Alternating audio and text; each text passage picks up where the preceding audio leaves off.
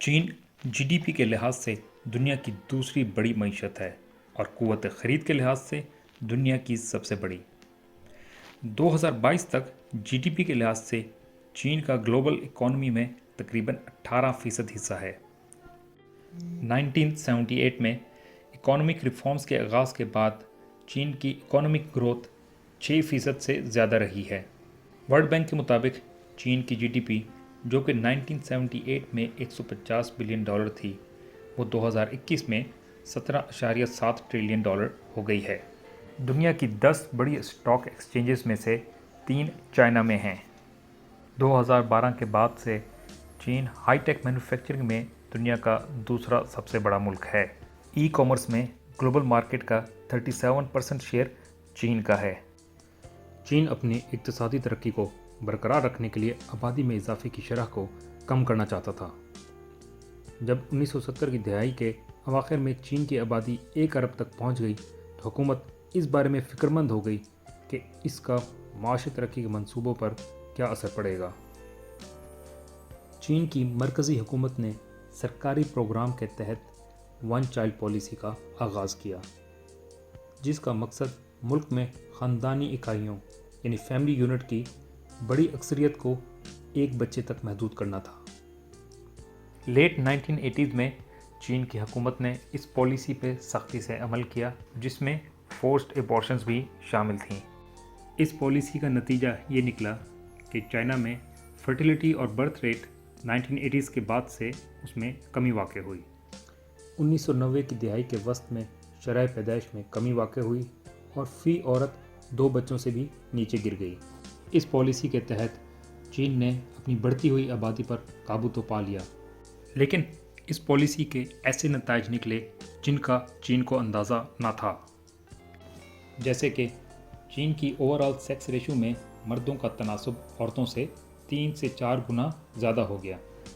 चीनी माशरे में मर्दों को औरतों से ज़्यादा तरजीह दी जाती है, ख़ास तौर पर देही इलाकों में, क्योंकि बेटे ख़ानदानी नाम और जायदाद के वारिस होते हैं और बूढ़े वालिदैन की देखभाल की ज़िम्मेदार होते हैं।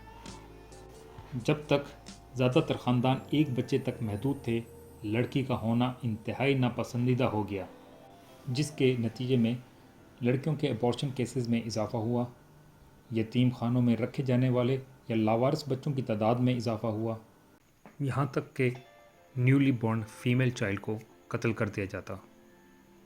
इस पॉलिसी का एक और नतीजा ये निकला कि चीन में बूढ़ों की आबादी तेज़ी से बढ़ती गई।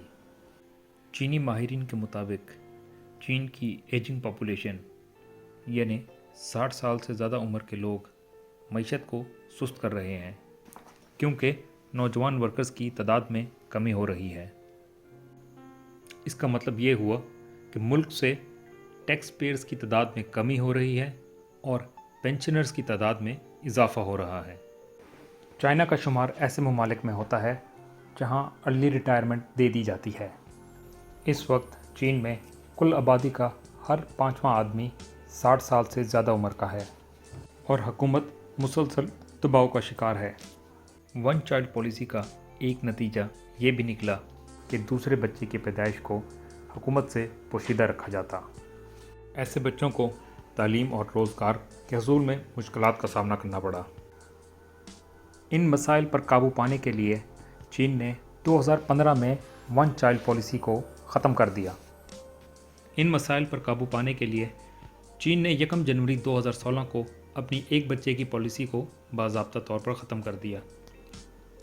हुकूमत ने बिल पास किया जिसमें तमाम शादीशुदा जोड़ों को दूसरा बच्चा पैदा करने की इजाज़त दे दी गई, ताकि बढ़ती हुई आबादी और कम होती हुई अफरादी क़ुव्वत से निपटा जा सके।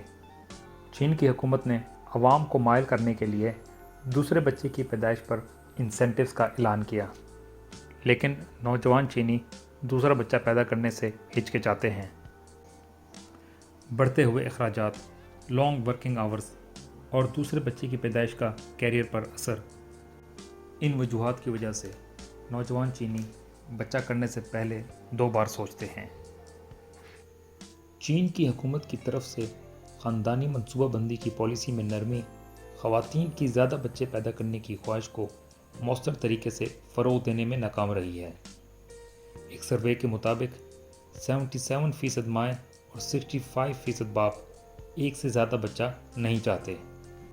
آبادی کے بحران کا سامنا کرنے کے باوجود چینی خواتین اپنے کیریئر پر توجہ مرکوز کرنے کا انتخاب کر رہی ہیں اور ایسا خاندان شروع کرنے سے انکار کر رہی ہیں جس سے ملک کی شرح پیدائش میں اضافہ ہوگا۔ چین نے آبادیاتی بحران سے بچنے کے لیے بہت سے اقدامات کیے، جن میں ایک بچے کی پالیسی کو ختم کرنا، 2 بچوں کی پالیسی، پھر 3 بچوں کی پالیسی، والدین کی چھٹیوں کے ساتھ ساتھ سبسڈی میں اضافہ کرنا، لیکن ایسی کوششیں کامیاب ہوتی نظر نہیں آ رہی۔ دوستوں، آپ کو کیا لگتا ہے چین اپنی آبادی کے مسئلے پر قابو پا لے گا اور اس کا چین کی معیشت پر کیا اثر پڑے گا؟ کمنٹ سیکشن میں اپنی رائے کا اظہار کریں۔ شکریہ۔